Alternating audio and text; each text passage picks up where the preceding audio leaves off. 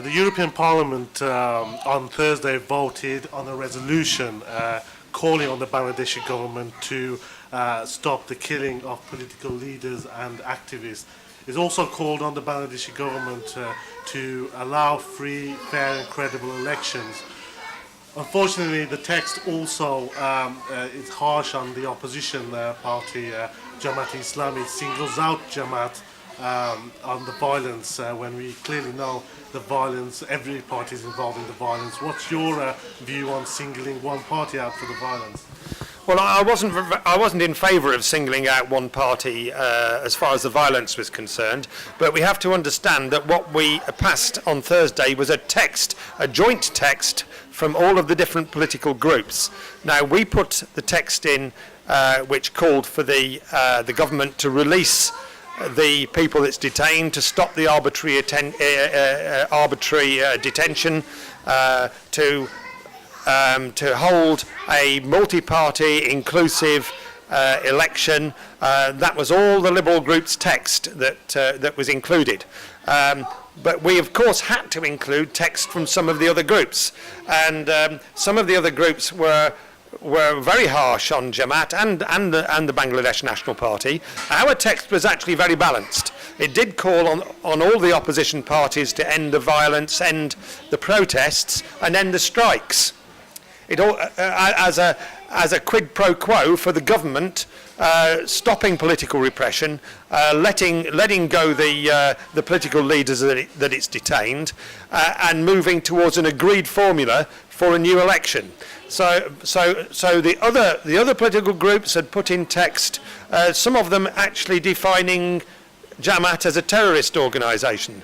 Now, that to me was just beyond the pale, and I had to work very, very hard to get text like that out of the draft. So, as far as the final result is concerned, we have to understand that that is a compromise between some of the groups that are some of the political groups in the European Parliament that are more supportive of the Awami League. My own position is that I try to keep as independent as I can. I talk to Awami League people, I talk to BNP people, I talk to Jamaat people. I will talk to anybody. And our text, our Liberal text, was a balanced text. You say some groups were very keen on labelling Jamaat as a terrorist organisation. Clearly in the text it says it calls on BNP, the main opposition party in Bangladesh, to distance itself from Jamaat, but not giving any clear reasons as to why. After all, they are a registered political party. So do you know why they're being singled out? I think this is simply because of the ban and the court case. Now, this is the reason that it's actually still got to go to court. This issue of Jamaat and terrorism. It was clearly wrong to call them a terrorist organisation because it prejudges the outcome of the court case. But it's clear that